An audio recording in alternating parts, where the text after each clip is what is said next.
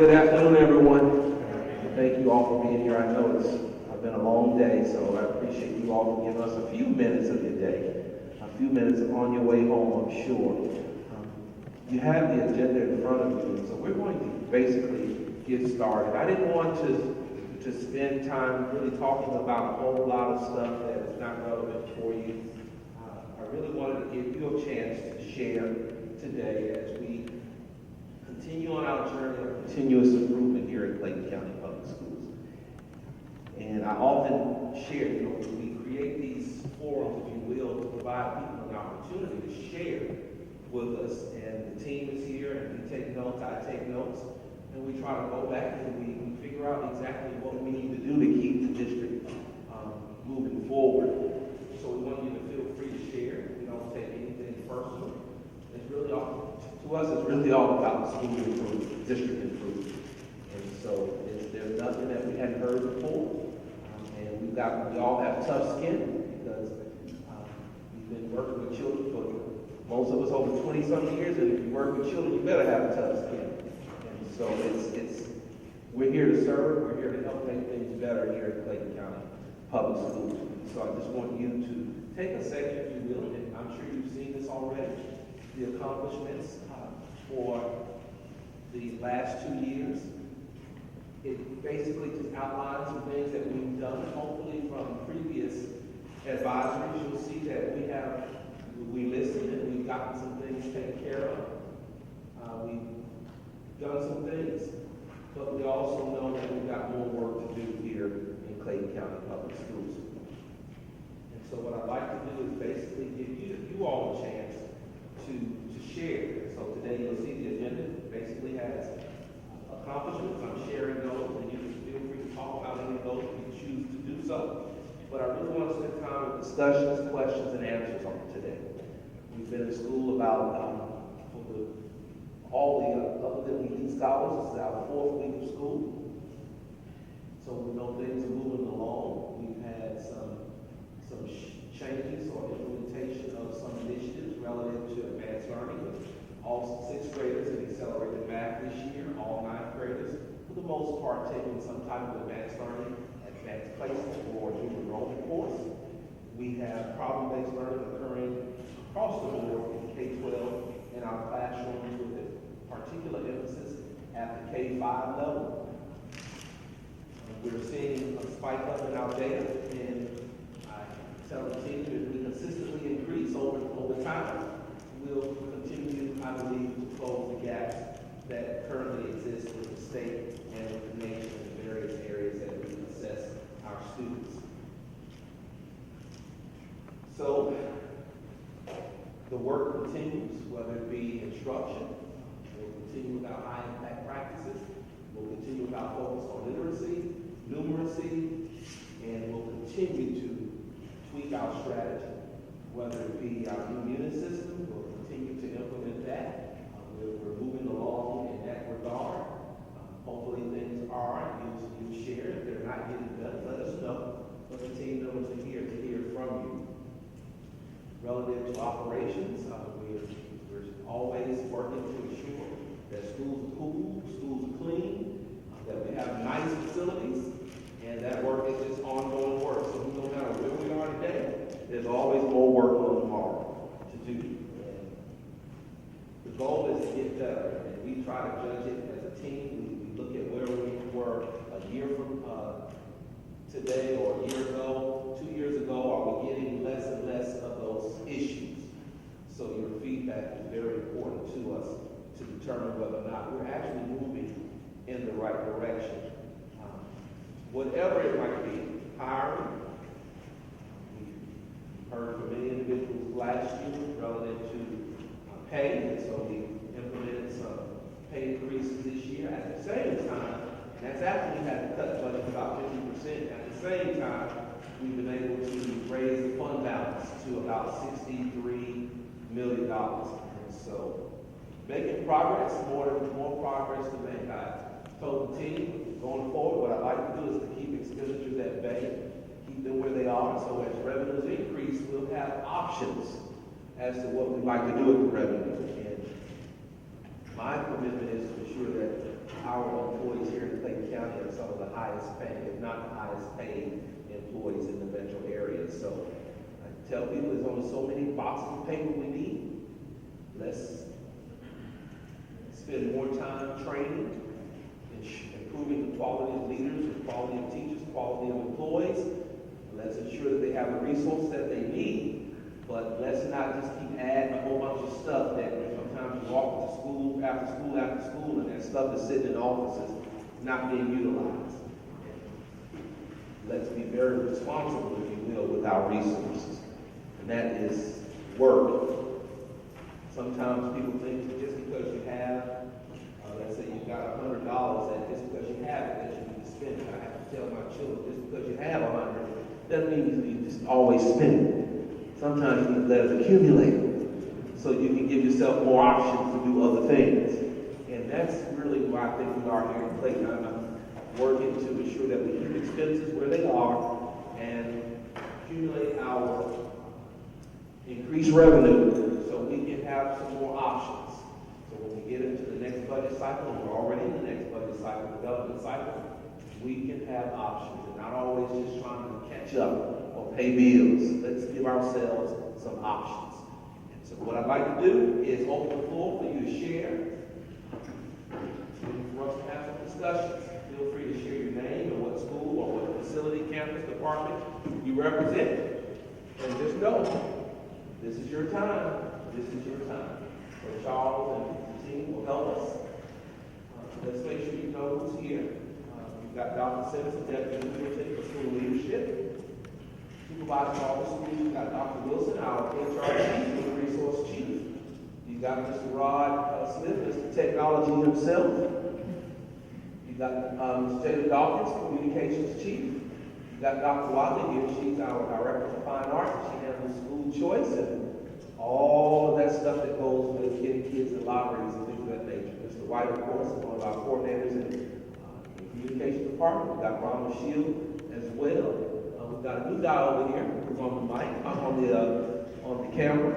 Mr. Peter Poole is our new station, our manager of our television station. So we'll see more programming and hopefully, and not hopefully, but we will see more about young people engaged in the work that occurs in our television station.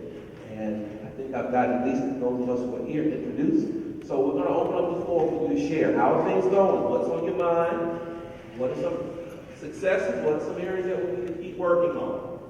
So I'm going to just let them pass the mic and respond as I need to, and also write down a few things as I need to as well. Don't everybody feel like you got to say something at one time?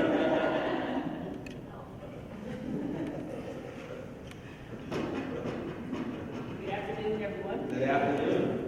My name is Dr. Shannon Moore, and I'm new to Clayton County. I'm very happy to be here. I am a new teacher of special education, and I have the pleasure of overseeing the alternative programs. So I have Perry, the alternative school, as well as NYPC and Kendrickville. So right now, I'm just in the stage where I'm becoming acclimated to Clayton and learning all I can about the way that we do things here. And my background is in, of course, special education and PBIS. Very good. We're glad to have you.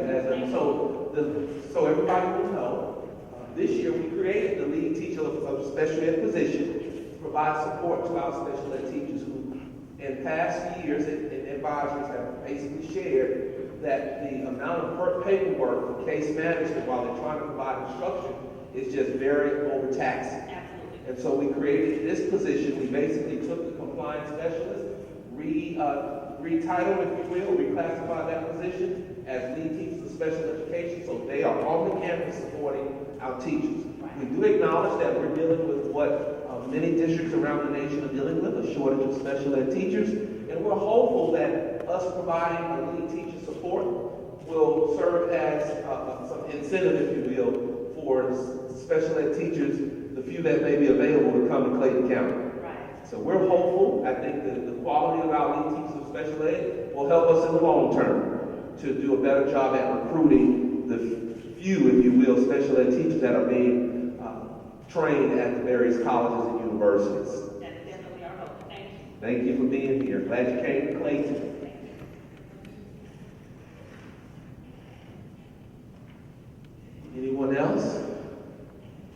to just force everybody to introduce themselves. Let's just introduce ourselves. Because I know I've dealt with some of you. I don't have to give you what to say. I know you all will say it. So, good afternoon. Good afternoon.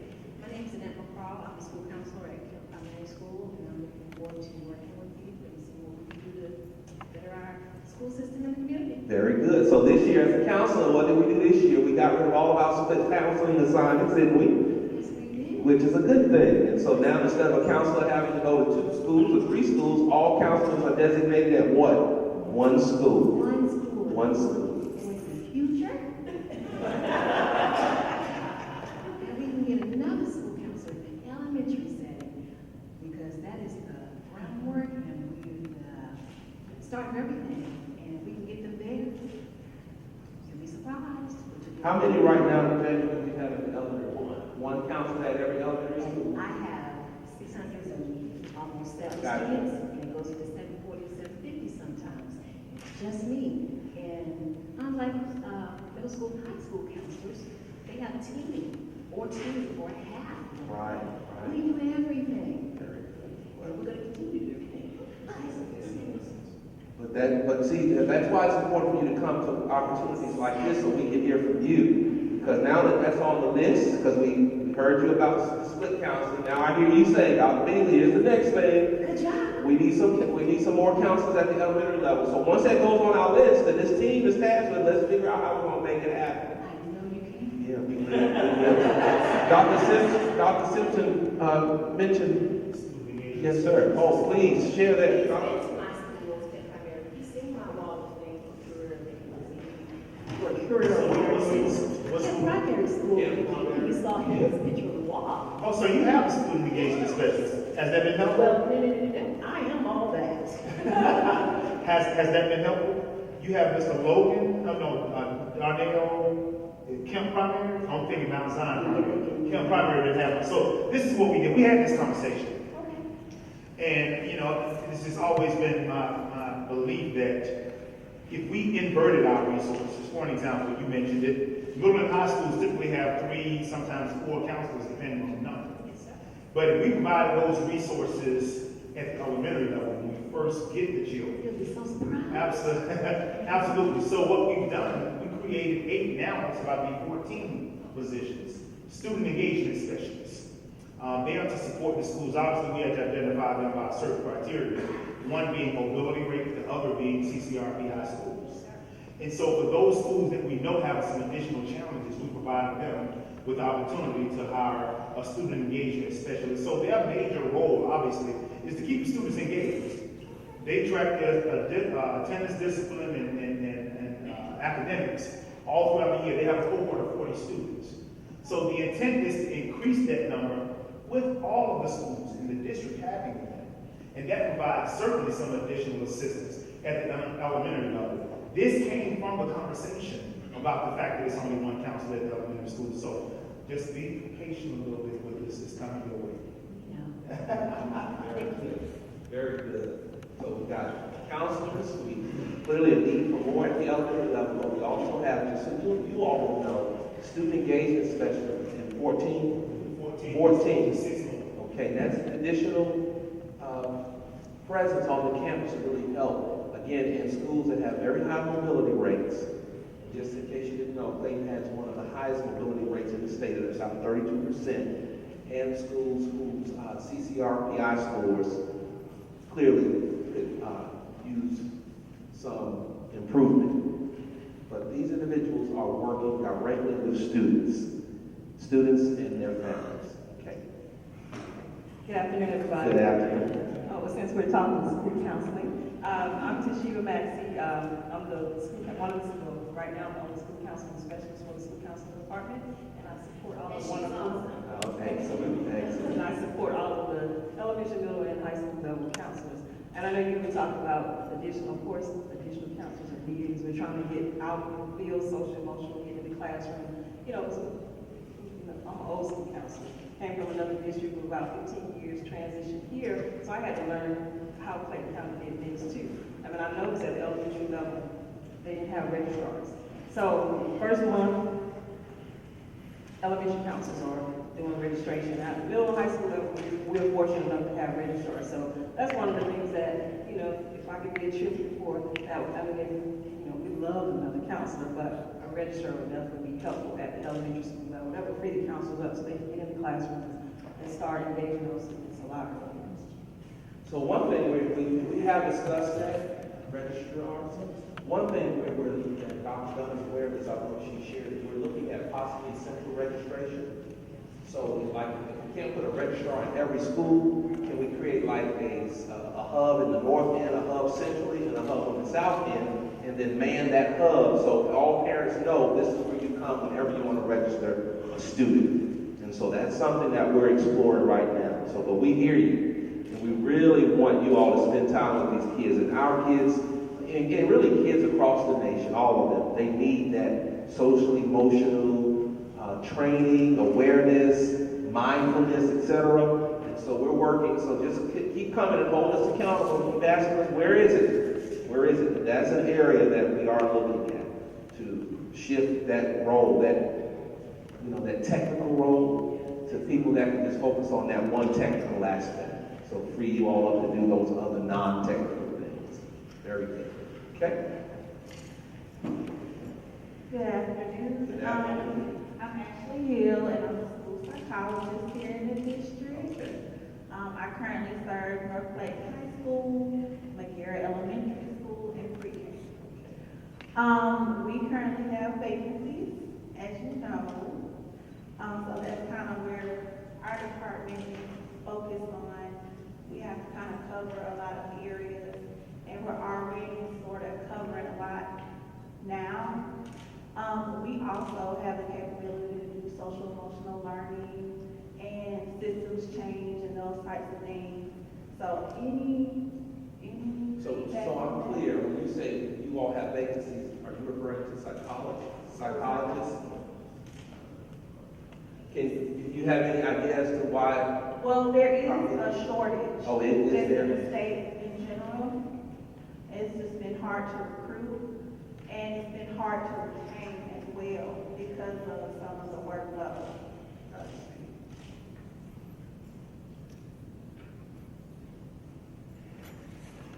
Well, that's helpful to hear. So Sherry Ann Taylor works over the psychologist, with the psychologist.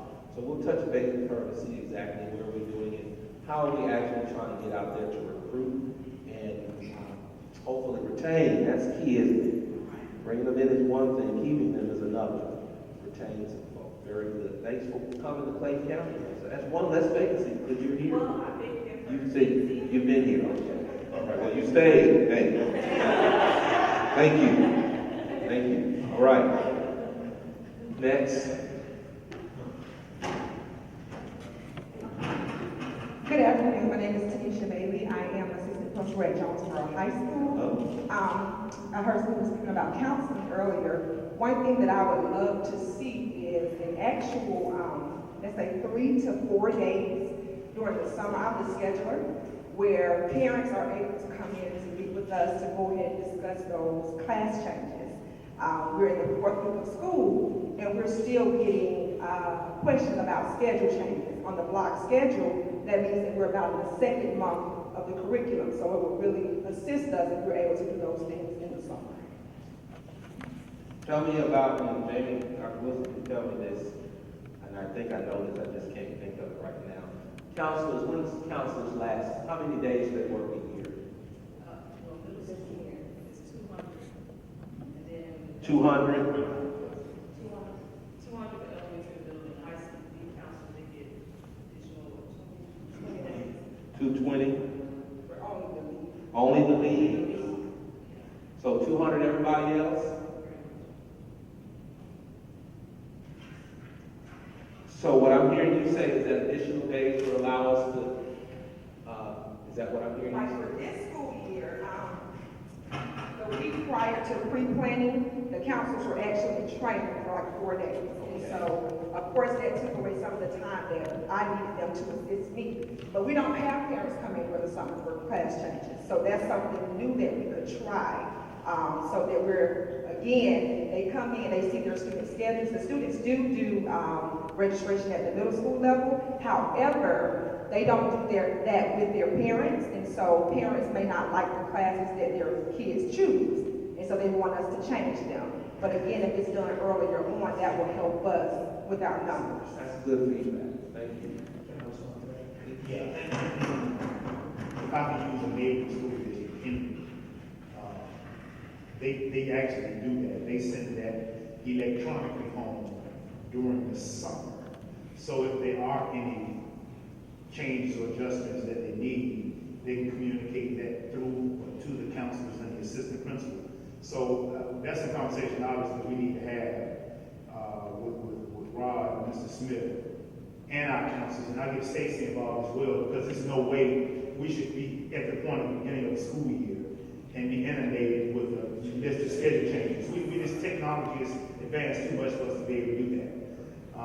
With us now having the way we reformat now with the assistant principals as yourself that's responsible for building, sustaining, and maintaining the master schedule, it being an ongoing and all year long process, we're beginning to the point where we'll have those students complete at the end of the school year.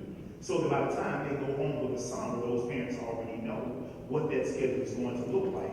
We still have counselors and staff working during the summer where we can make those adjustments well before the fall actually gets there. It's my understanding, I said in some training, that we're supposed to be going to an online, eventually, at Infinite Campus. Yeah, so we are doing that. So I think on my end, just bring awareness to that. They have to do more of this. Of course, the council will have to assist with that. Just trainings for the parents and the students. So that would be helpful. And the tool does allow us to have access when schedules are done. Students should be able to see them online, etc. And so the technology Dr. Simpson shared should allow us to do that rather easily. Just a matter of making sure everyone's aware of what the function of the technology and how to actually get that done. Very good. Okay. Anyone else? Okay, I'm waiting on you all to tell us the hard stuff now.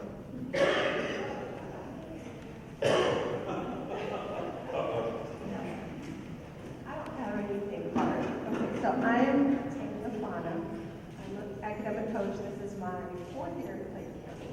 Yes, I came back here. I really enjoyed the model we had 2 years ago where we were content specific.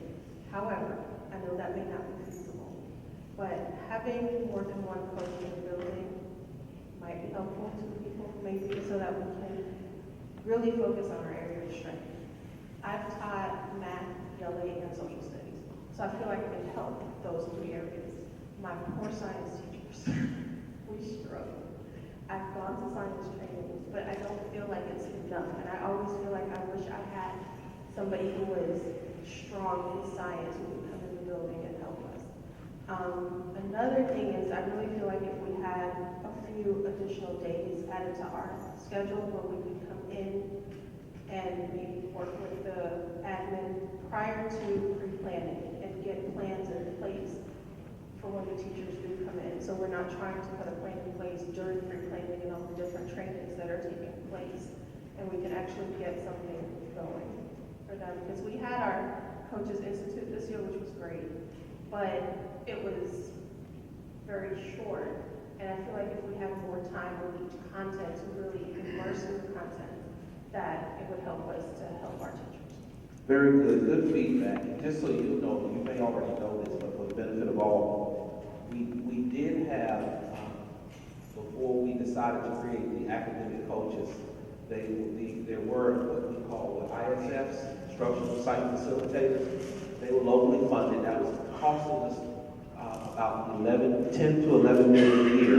We were not earning any funds off of that. And so at some point, we had to make some decisions. So we basically decided to do away with that position and created the academic coach position, funded with Title I funds. And once we got the support to do that. That does pose challenges, as you shared, because you only have so many Title I dollars, right? And so while want more academic coaches. We are constrained right now with the funding in light of using the Title I funding for that. But that doesn't mean that we can't go and look at the additional days, because I think right now you all are on the same days as the classroom teachers, so additional days for training, etc. And so we'll put that on our list. And that's why I said earlier, it's so important that we just keep expenses at bay, so as we get increased revenue, we can do these creative things that you all are suggesting. All it takes is money, right? Sounds easy, doesn't it? but honestly, that's all it takes, is having some funds that we can work with to say, okay, let's give the academic coaches an additional 2 to 3 days after the year ends, so they can do something. Let's give counselors an additional day or so here to do. You know, all it takes is funds to do that. I just say no more additional days. And that's good to hear you say that, because sometimes people think that everybody wants more days, and there are many of us who don't want more days. We just want to be able to use the tools that we need to use during the days that we have. So that's good, and then you should feel free to share that. Okay. So very good feedback. Thank you. So share, if you will. You mentioned science, and so you don't necessarily feel that comfortable supporting science. So how are you addressing that gap in your building? So, I've looked at the 5 E's very closely. I love stethoscopes. And so, I'm able to find resources to help them, but 9 times out of 10, I call a science coach. Okay. Well, at least you're being resourceful. We use each other. So that, I'm really thankful for that, and I think that when we were isolated by content, we got to know who was strong in what areas, and we were able to build that library of resources so we can call on each other when we need to. And don't forget you have your science coordinator and your science lead teacher. I have all those teachers. Very good. Most of my teachers review, so. Well, you know, when I say science lead teacher, that means in the curriculum instruction. Okay. Very good. Okay. Anyone else? Well, I guess just kind of listen to what everybody is saying. I know throughout the year, at the beginning of the year, we have the rallies, the leadership summits, and we have people come in and boost us and help boost our morale. I know when I'm visiting in different schools, of course, during different times of the year, the morale is high, and it starts to, it gets lower. There's some things that we're doing towards help, not when we come in and talking language arts, math, science. Just something health and wellness, something just for the staff. That's important, and that's why it's important for the principal to have a pulse of the faculty and staff. Because if the principal is the one who's responsible, and you see your morale dipping, then you as a leader need to make some decisions to get that morale going in the what? The right direction. And so thank you for working closely with our principals to have those conversations, to avail yourselves to support that. Because, it's amazing when you have 62 campuses, you may have 50 that morale is pretty good. So they don't need a morale booster, but the other 12 may have some morale issues. But the principal is uniquely positioned and should be addressing morale. That's the responsibility of the principal. And so part of being a leader is figuring out what you need to do to improve what? Morale. Very good. Any other questions?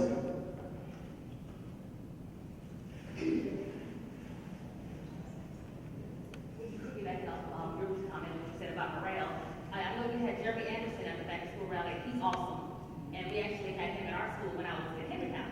And we actually adopted his curriculum for our PBIS program.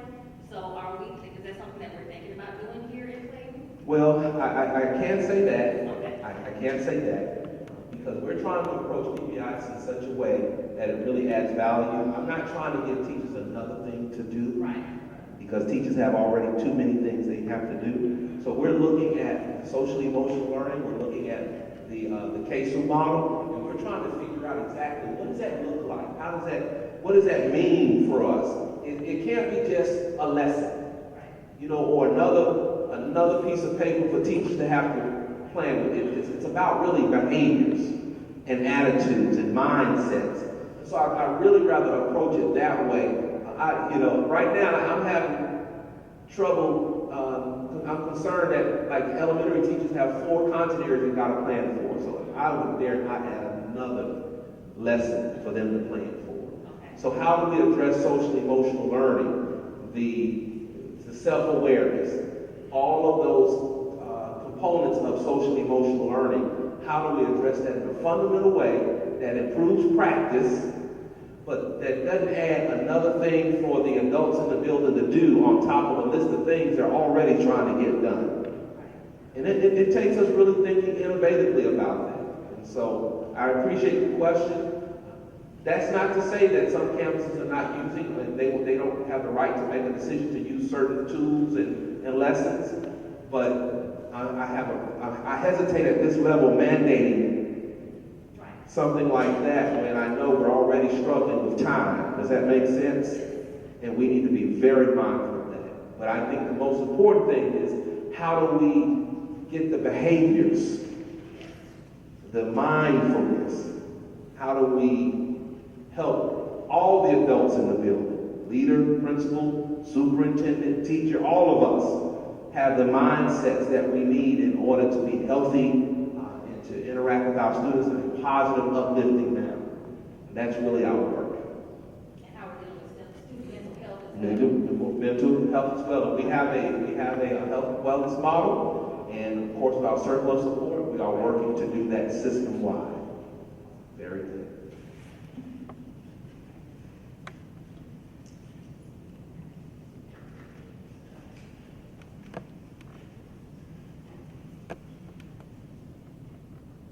And forgive me. Question.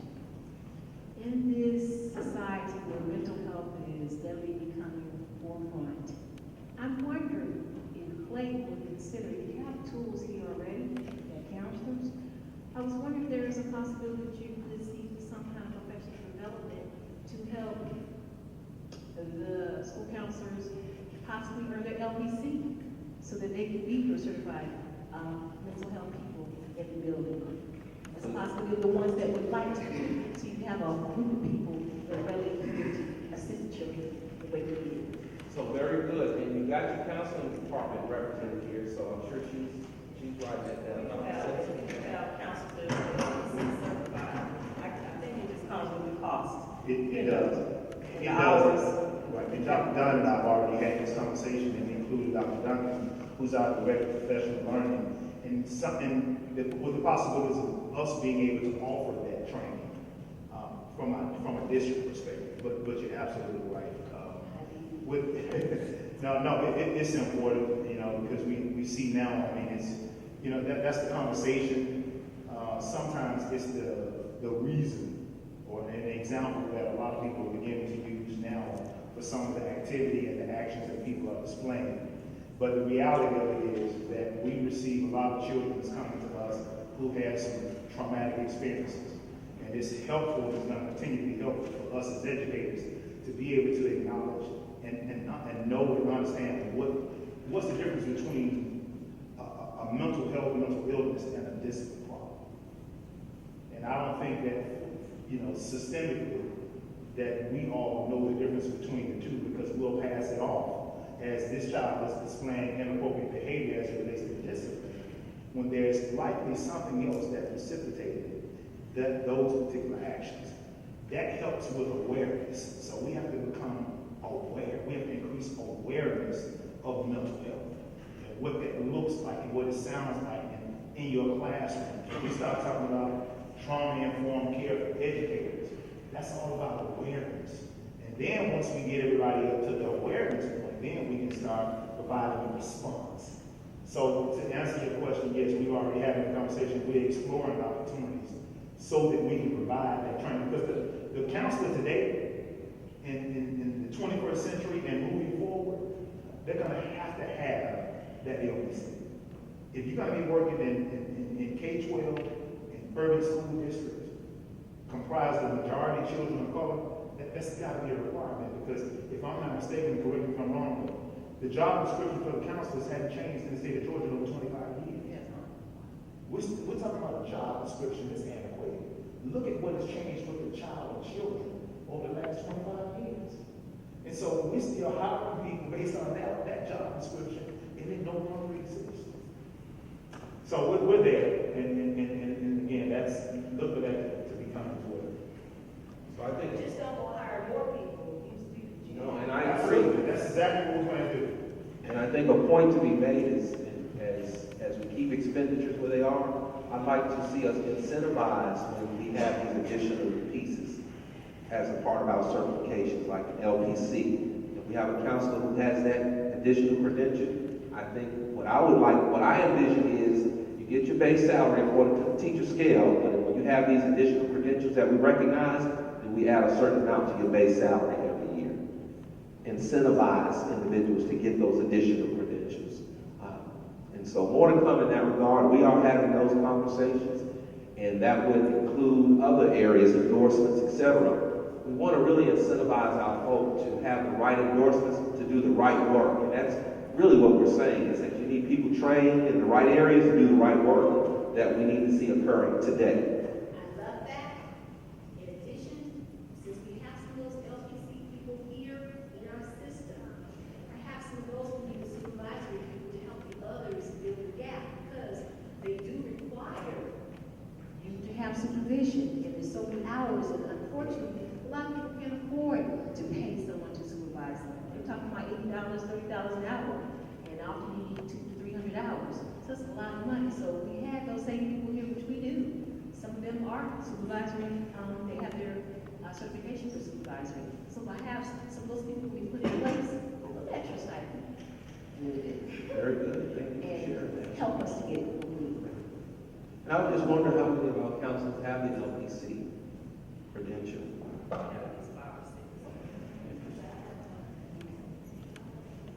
Very good. That's why we have these conversations, thinking about innovatively about how we can use our resources that we currently have. We also have people that aren't counselors that are LPCs or that have